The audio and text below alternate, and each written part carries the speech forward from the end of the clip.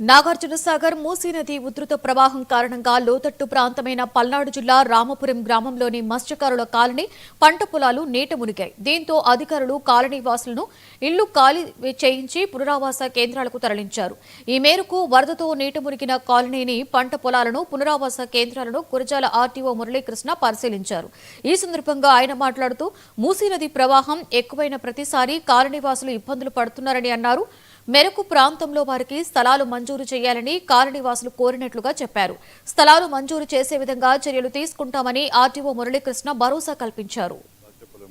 రామాపురం గ్రామంలో మన కృష్ణా నది ఉధృతి ఎక్కువగా ఉండటం వల్ల అక్కడ తెలంగాణలో మూసీ నది కూడా అక్కడ కూడా కొంచెం వరదలు ఎక్కువ రావటం వల్ల ఆ వాటర్ కలవటం వలన మనకి రామాపురంలో సడన్గా రాత్రి నుంచి కృష్ణా రివర్ ఎక్కువైంది. దానివల్ల గ్రామస్తులు 49 కుటుంబాలు ఉన్నాయి. ఇక్కడ మత్స్యకారుల కుటుంబాలు వారంతా కూడా ప్రతి సంవత్సరం కూడా వారికి ఈ చేదు అనుభవం అనేది జరుగుతూ ఉంది. ఆ కృష్ణా రివర్ ఎక్కువైనప్పుడు కానీ, ఆ మూసే వాటర్ దీంట్లో కలిసినప్పుడు కానీ, ఎక్కువ ఫ్లో ఎక్కువైనప్పుడు అది ఇబ్బంది పడుతూ ఉన్నారు. అది వచ్చినప్పుడు మనం వాళ్ళని తాత్కాలికంగా షిఫ్ట్ చేయడం, స్కూల్స్లో షిఫ్ట్ చేయడం కానీ, తర్వాత ఈ గ్రామంలో కూడా కొంతమంది తెలిసిన వాళ్ళ ఇంట్లో 2-3 రోజులు తలదాసుకోవటం కానీ ఇలా ఇటువంటివి కూడా జరుగుతూ ఉన్నాయి.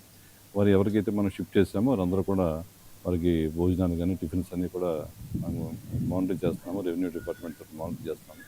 అయితే వాళ్ళ రిక్వెస్ట్ ఏంటంటే పర్మనెంట్గా ఏదైనా వాళ్ళు అక్కడి నుంచి షిఫ్ట్ చేసే విధంగా ఏదైనా ఒక ల్యాండ్స్ ఏదైనా వాళ్ళకి అలాట్ చేయండి. మేము అక్కడ వేరే చోట మెరక ప్రాంతంలో మేము నివాసం ఏర్పాటు చేసుకోవడానికి అవకాశం కల్పించండి అని చెప్పి అన్నారు.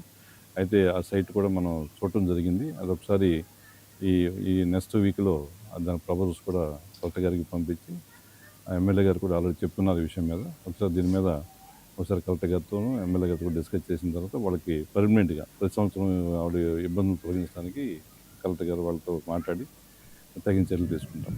100 ఎకరాల వరకు మిర్చి, కాటన్, తర్వాత ప్యాడీ కూడా ముగినట్లుగా మనం చూసాము. ఈ వాటర్ తగ్గిన తర్వాత మన రెవెన్యూ డిపార్ట్మెంట్, తర్వాత అగ్రికల్చర్ డిపార్ట్మెంట్ కూడా జాయింట్ ఇన్స్పెక్షన్ చేస్తారు.